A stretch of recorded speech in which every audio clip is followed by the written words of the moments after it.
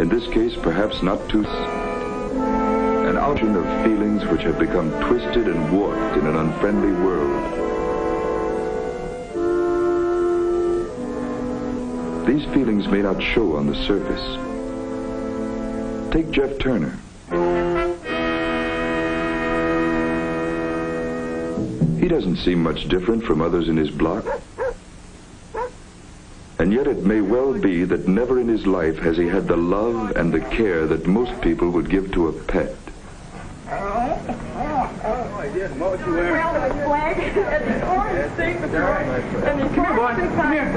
Oh, how do you take off? Oh, either of mine. Pretty safe.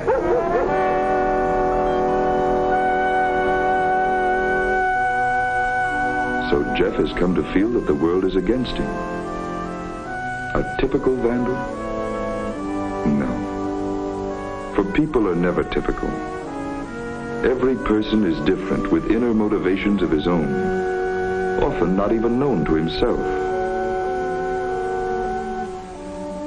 In Jeff's hidden personality are many scars and many open wounds. Their causes are not easy to understand. Perhaps his home is at fault. It's not that the dishes are dirty and the house is messy. It's something much deeper. Perhaps the emptiness of a home that is lacking in love and affection.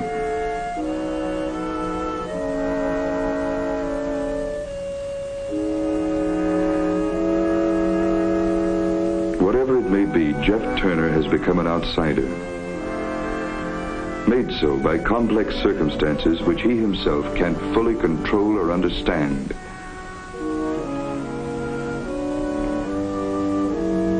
Even among others of his own age, Jeff often feels left out and uncomfortable. 3 ounces, right. All right, somebody put him away? I'll do it. Oh, all right, Jeff. Now, that's a gain of 3 ounces over the day before yesterday. Can anyone suggest a cause? Wendy? It could be to the fat in the diet, Mr. Cole. Yes, it could be. We have to consider that. But what other causes might there be? Jeff? What? You have an idea? I don't know. Well, who can think of other causes? Yes? Well, maybe is the Rightly or wrongly, Jeff has come to feel that everyone is against him. Outside, Jeff Turner is much like any boy on the block. But inside, he is eaten away with resentment and a desperate urge to get even.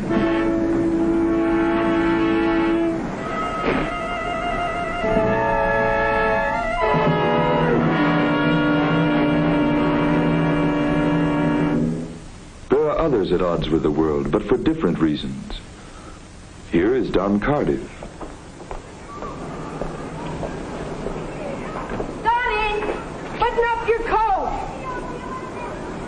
His folks have prodded and nagged at Don until, without knowing it, he hates them and himself as well. Donnie! You forgot your stars! Your stars!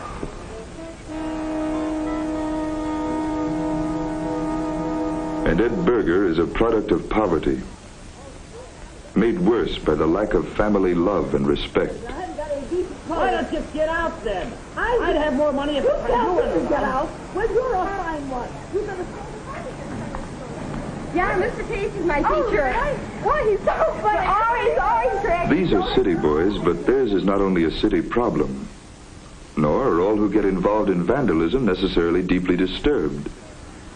But wherever the natural warmth of human feeling has been turned to resentment by constant lack of affection and understanding, there is danger of vandalism.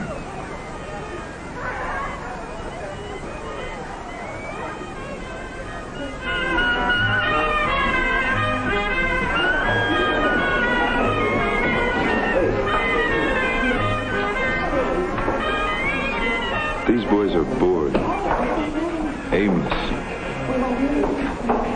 Come on, what are you stalling for? What's the hurry? We ain't going anywhere. Let's be the jukebox a while. What for? For these other jerks to listen to? What's the matter, Don? You got too much money? I got $2. $2? Maybe we can do something. Let's go to a movie or something. What's playing? I don't know. What difference does it make? Let's do a movie.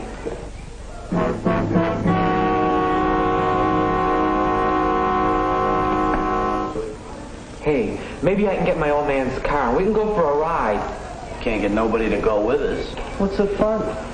Sure we can. Sure we can get somebody. Like who? I don't know. Somebody. These are the seeds of vandalism, boredom and inner resentment, which lead to the destruction of property.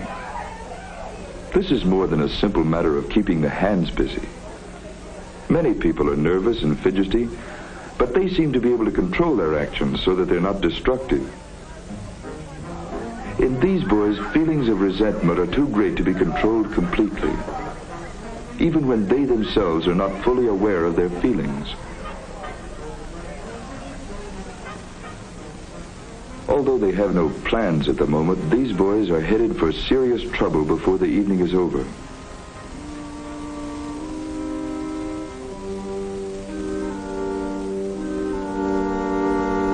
Can this trouble be avoided? How can vandalism be reduced?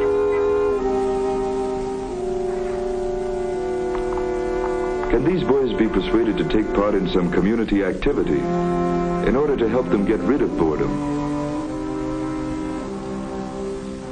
Active boys' clubs with strong leadership and community support might win their interest and keep them off the street. The community has a responsibility here, but so have the boys themselves. They have to be able to meet the club halfway. A club doesn't mean much if you won't join.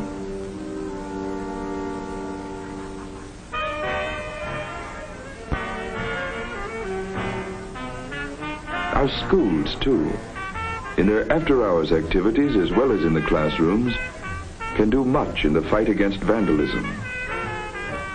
The sympathetic interest of good teachers and counselors can do wonders in making the world seem less cold and hostile.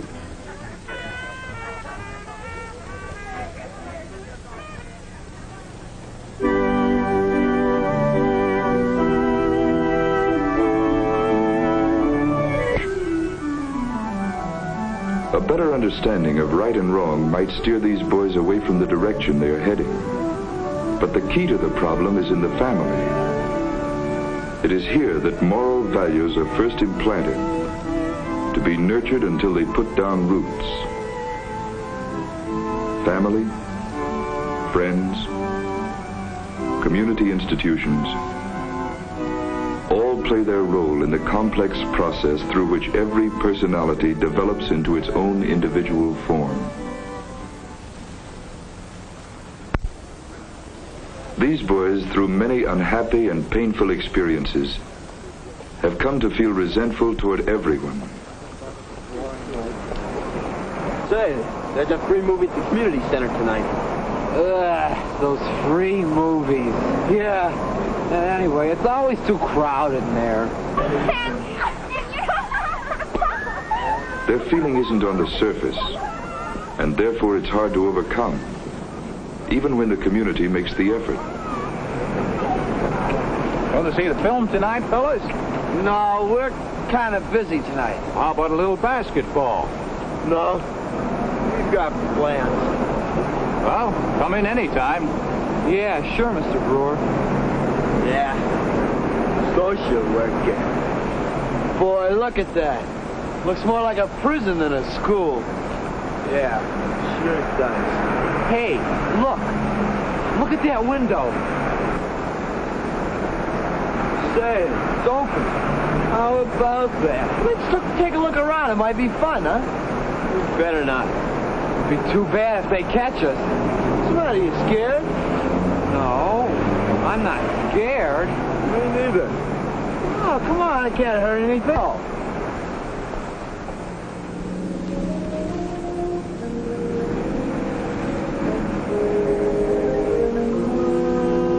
guard walking by now might save these boys from doing things they'll be sorry for later. But guards can't solve the real problem. How to keep inner feeling up until they burst out in unexpected acts of destruction.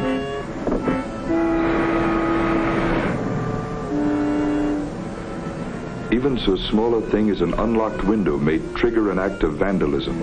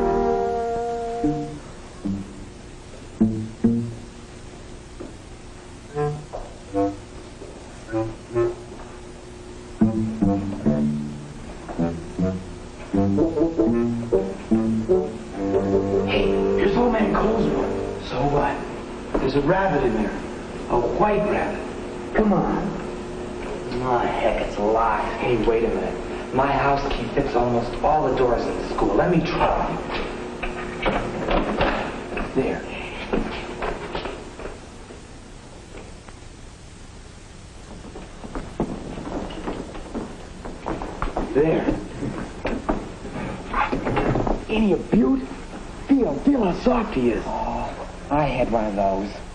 They're kind of dumb. He likes me, see? See how he puts his nose up against me? Probably thinks you're a killer or something. He sure is soft. Hey, look. Test papers. Your paper in here, Jeff? Wait. Yeah, I probably flunked. Say, how about that? Graded and everything. Yeah. Well, we can fix that. Here goes our whole test. Ed! Cut it out! Why? We're just helping Jeff pass the test. Hey, let me know. Look, you stay there. Boy, will Mr. Cole be sore when he sees this.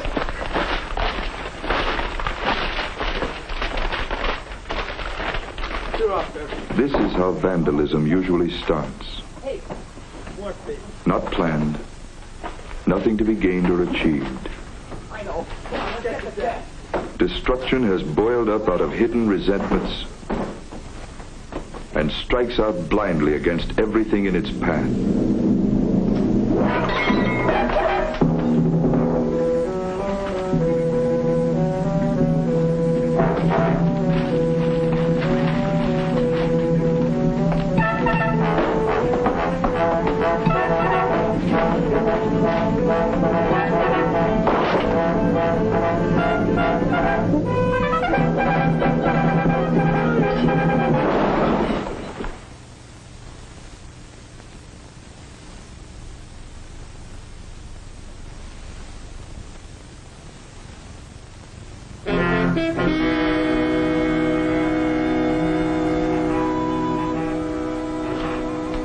Hey, Jeff, look.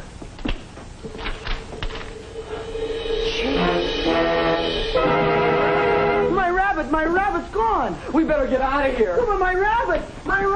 Look out, Jeff. Look out for that fire. What's going on here? Dead. It's dead. Dead.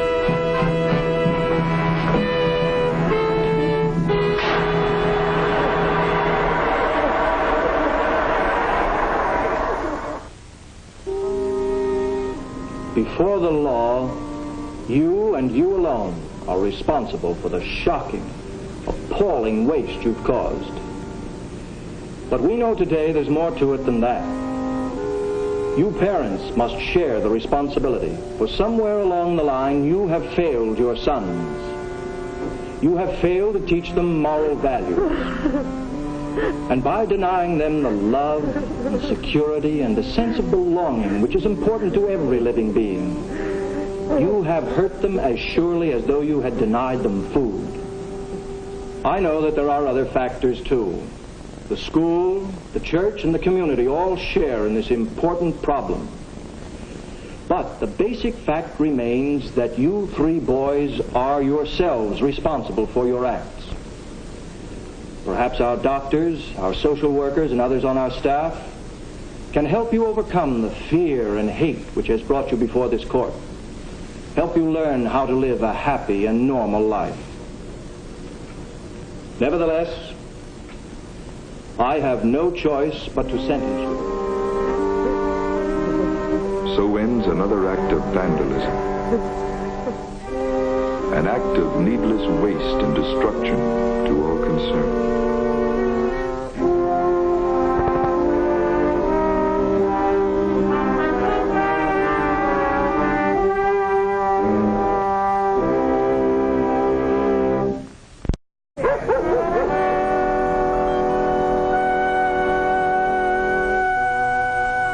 So Jeff has come to feel that the world is against him. A typical vandal? No. For people are never typical. Every person is different with inner motivations of his own, often not even known to himself. In Jeff's hidden personality is vandalism.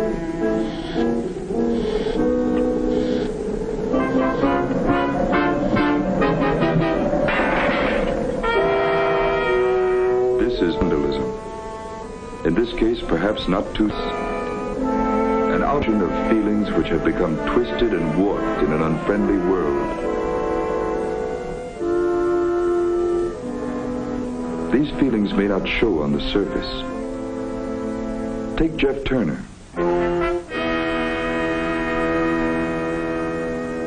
He doesn't seem much different from others in his block. And yet it may well be that never in his life has he had the love and the care that most people would give to a pet. Around with his leg and this orange thing with and these come here, boy. Come here. Oh, how do you take off? Oh, either of mine. Pretty...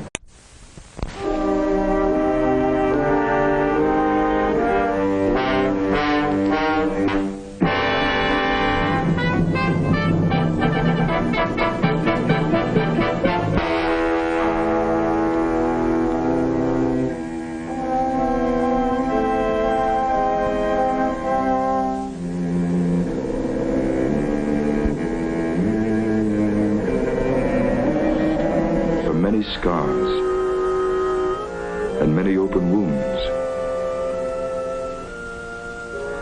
Their causes are not easy to understand. Perhaps his home is at fault. It's not that the dishes are dirty and the house is messy. It's something much deeper. Perhaps the emptiness of a home that is lacking in love and affection.